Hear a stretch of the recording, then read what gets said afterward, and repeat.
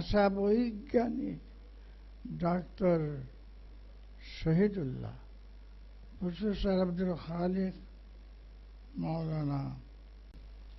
আম্মা বাদ,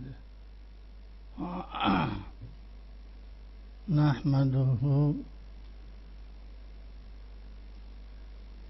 লিরাসূলিল্লাহি সাল্লাল্লাহু আলাইহি ওয়াসাল্লাম। সম্মানীয় অতিথিবৃন্দ ও শ্রোতামণ্ডলী,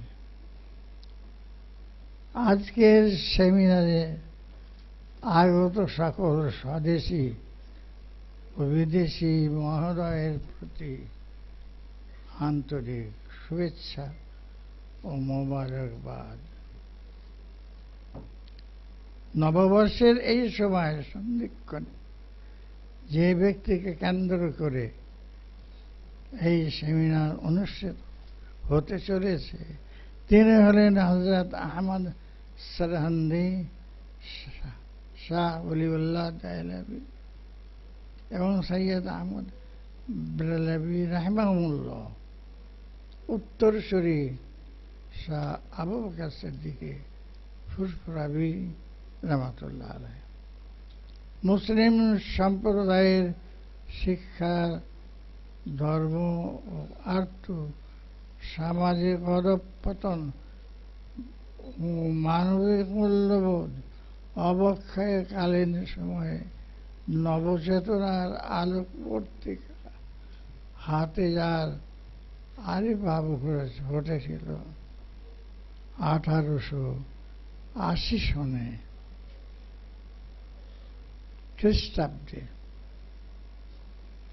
একাধারে তিনি ছিলেন একজন বেদান্ত ধর্মীয় পণ্ডিত, অতি উচ্চমার্গের সাধক এবং প্রতিভাবিত কর্মবীর।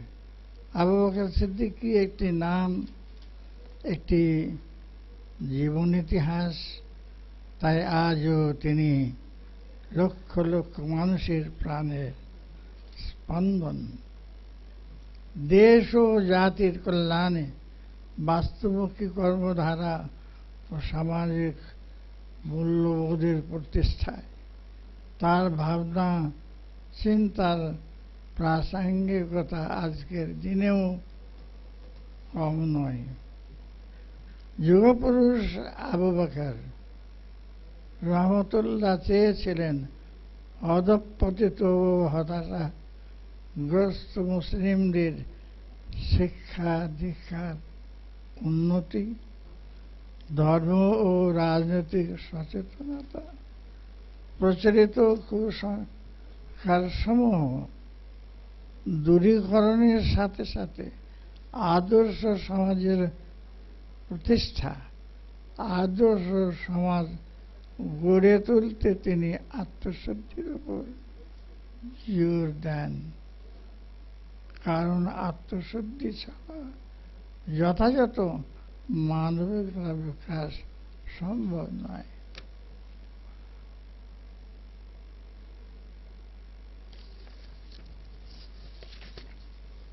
উল্লেখ থাকে যে সৈয়দ নবাব আলী চৌধুরী এবং ফজলুল হক আবদুল্লাহ সরওয়ার্দী, সৈয়দ শামসুল হুদা বিএল, বিদগ্ধ সাহিত্যিক মুন্সি আব্দুর রহিম, কবি মুজাম্মিল হক, সাহিত্যরত্ন কবি হাবিবুর রহমান, মুন্সি জামির উদ্দিন, মুন্সি মেহরুল্লাহ, ভাষা বৈজ্ঞানিক ডক্টর শহীদুল্লাহ, প্রফেসর আব্দুল খালিক মৌলানা রুহুল আমিন, মৌলানা নেসার উদ্দিন আহমদ, মৌলানা ওজিউল্লাহ সন্দীপী